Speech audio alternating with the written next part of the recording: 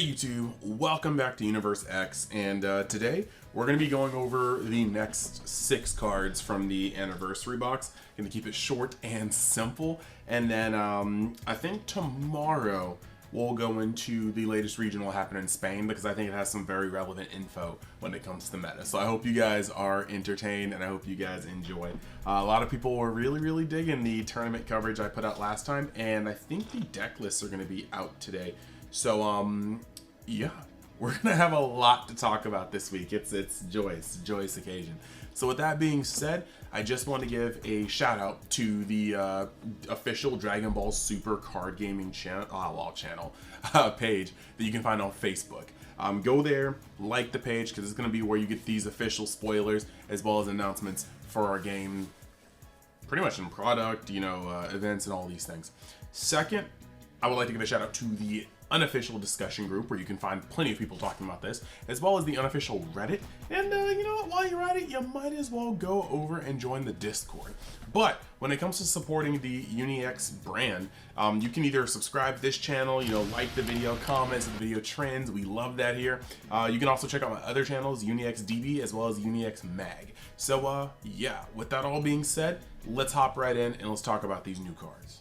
So, first card we got up here is actually Sun Gohan in Earth's Defense. Now, it's got Deflect, it's a 1-drop. We like Deflect, we like 1-drops, but I don't know. We need to keep going because this is gonna sound weird, but after seeing that Piccolo 1-drop in the new King Piccolo deck, I want my 1-drops to all have barrier. I'm not gonna front. If it facilitates my plays as a deck, I want this man's with barrier. But let's look at it. Sun Gohan's Earth Defense. Deflect auto, limit 1. If your leader is a yellow Whis card and you place 1 card from your hand at the bottom of your deck, when this card is played, send up 2 skillless battle cards with 1500 power and different character names from your deck to your warp. Shuffle your deck, and at the end of your opponent's next turn, play up to 1 of the cards you sent to the warp by this skill in your battle area, and you may add the remaining cards to your hand. Okay, let's see, at the end of your, nah. Activate main once per turn, choose up to 1 of your leaders, and it gains the following skill until next turn. Permanent, your skill is battle cards gain barrier. Okay, this is attempting to be super cute. I'm gonna put it this way. This does not help the Whis deck whatsoever, in my opinion. You play this card right now, right, as a 1-drop, and like, red decks will minus it off the board. Green decks will pop it on accident. Freaking blue decks, I mean, that one might be a little harder. Unless you swing into them, they might not be removing it or bouncing it or tucking it. But nah, dude. I don't know about this one, Chief. I highly doubt this card is going to survive that long. I don't know. And so it's cool that you can play a vanilla and you can add 1 to your hand, so that's cool. At very minimum, it's going to thin your deck by 2. So that's not bad at all. But yeah, I just don't like this. Unless it leaves like a lingering effect that you're just going to get back later. That's cool, but yeah, I don't, so far, if this card needs to stay on board, I just don't like it. And the once per turn is like, I guess, cool. Choose one of your following. I guess that is cool, because you can have an established vanilla board and play this guy, and then just give your skill as battle cards gain barrier. So I'm not that mad. I'm really not that mad at that one. But the first effect seems very fickle. I need to see how the interactions work before I can decide whether or not this is worth keeping in a Z deck. Now, we're going to go to the next card. Next card is Dyspo Hyper Speed Strike Barrier. 20k, I already like that. If this card is in rest mode, your opponent can't attack your units at the specified cost of 2. Alright. Auto, when this card is switched to rest mode by one of your skills, switch to active mode. Then choose up to 1 of your opponent's battle cards, energy cost of 5 or less in rest mode, and KO it. Okay.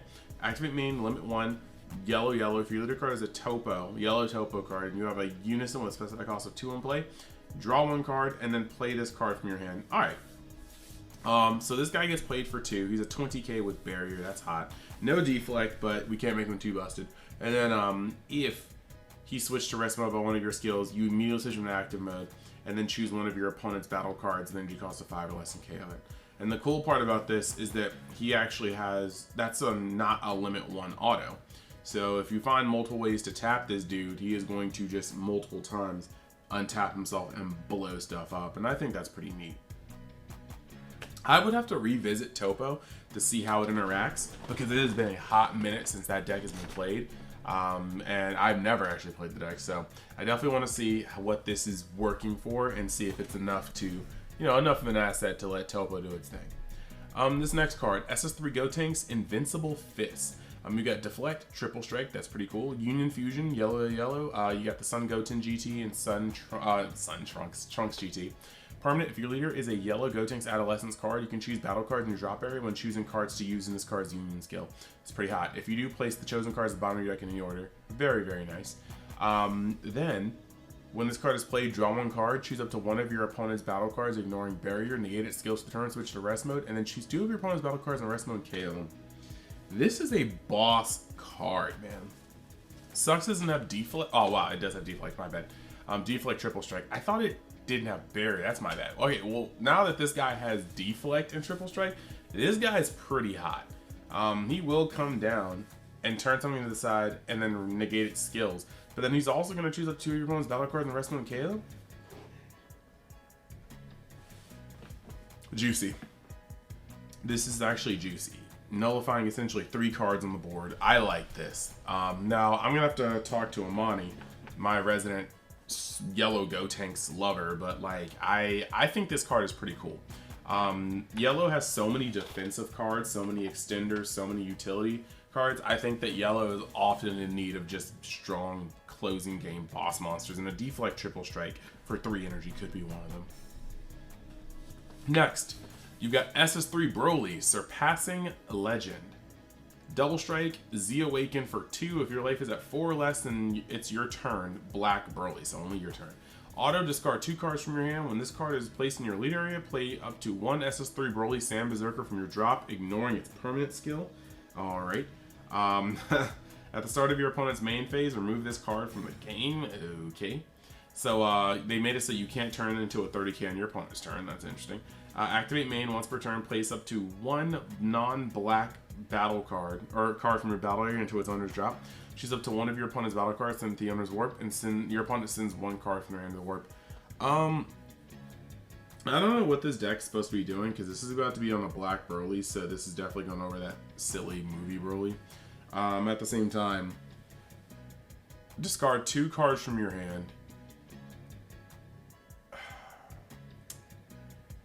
Yeah, the SS3 Broly Sand Berserker can't be played in any way in this deck, if I'm not mistaken, outside of your Z Awaken. So you have to play a dead card just to be able to get this effect. I don't know what they're thinking about this one. Look, in the comments, if you feel something different, let me know. But I think this card is actually pretty bad. Like, I don't know. I don't think it does enough. It's cool to be a 30k, but it only happens for 1 turn, and it's got a once per turn effect. I just feel like it's kind of ugly, you know. Send it to the owner's warp, and your opponent sends 1 card from their hand to the warp. Yeah, I do not vibe with this card. So next we have SS Sun Goku for the mission. We saw this one earlier. Pretty cool. Critical. Auto burst 3 if your leader is a black Sun Goku Xeno, so only card. So just to let you know, this will never count if we, like, this won't count for Gogeta Zeno, because on the front it is Goku and Vegeta, and this won't count like for anything of the sort. So we really do just kind of need to have like the old one that came out of Vermilion Bloodlines, which is kind of weird. He's not a bad black leader by any means, but yeah. If your leader card is a black Sun Goku Xeno only, when you place 1 card from your hand, or you place 1 card from your hand to the bottom of your deck, when this card is played, add up to 1 black unison with no specified cost and 10k power or less from your deck to your hand, and shuffle your deck. Activate main once per turn. When for every 7 black battle cards in your warp, this card gains plus 5k power for the turn. So I mean, generally, I feel like this guy's going to be about a 20k. Sometimes he can peak around 25, unless you put him out at the very end of the game, in which case he can be huge. Critical is going to be nice. Cost 2. So it's kind of weird. I feel like on turn 2, if you play this guy like tapped out, it's not that good. On turn 3, he might not be that bad of a play. It's interesting. I need to see this guy in action, because I haven't touched that leader in a long time either. And I think black is at a very, very weird space right now. But, you know, maybe some generic cards like this will help it. Like, Goku is a very generic leader, and he may be in a position where he can put black on his back. Next card. Toa, unpredictable offense. Deflect once per turn if your leader card is a black Debo.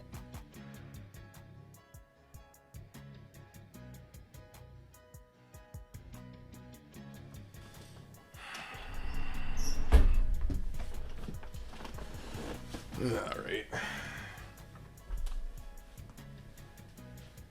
Okay, if your leader card is a black Deborah's Xeno card, when you activate swap, draw one card. Activate main, limit one. If your leader card is a black Demon Realm Race card and you place one card from your hand at the bottom of your deck, play up to one Evil Wizard or Demon Race card with both black and energy cost of 2 or less and swap from your... This card is garbage. Like, it's supporting a garbage deck. The art looks amazing. Like, it's got massive amounts of flair and plot. But nah. I don't know what they were thinking making swap Deborah support. It's gonna need a Z Awaken, a Z Battle, and 2 additional cards. I don't know, maybe a swap that doesn't neg you from hand just to do, like, I don't know, man. You're putting cards at the bottom of your deck and then just freaking, yeah, like, this is cool. Oh, when you activate swap, draw one card once per turn. But this is like making Deborah swap literally what other decks have for swap. And it costs 2 Z energy. Like, come on, bro. Look, I could be making fun of this card all day. I don't want to talk about it anymore. I just don't. The next card we have, nope, that's the last card. Well, I'm sorry we had to end it on a note like that. The socks. All jokes aside, though, those are the next 6 cards in the Anni box. I'm very, very excited to see what other cards are in there. There's a lot of support for other decks that we're going to be able to see soon, so that should be very, very interesting. Next couple of days, we'll have like 3 more cards, and I'll be able to go over the next 6 cards. I think that's a solid number for this. Keeps the videos close to around 10 minutes, not getting too much. Like I said, we should be getting the deck lists and full breakdowns for the tournament today. So I will probably be doing more San Diego coverage, but we also have some information from Spain, some in-depth information that I really want to go over. And yeah, so just get ready. The rest of this week is going to be some big tournament like stuff to get you guys prepped for the next event you may go to. And like I said, if you want to join the UniX fam today, now is the time. We are this close to 2,000 subs, and that's going to be a momentous occasion. So yeah, hopefully I will see you guys there with me. If you feel like joining, just go down, click that subscribe button, and remember to comment on the video with your opinions on these cards. If you can find a use for this Toa, please let me know. Otherwise, yeah, thank you guys, and I will see you the next time you decide to join Universe X. Later.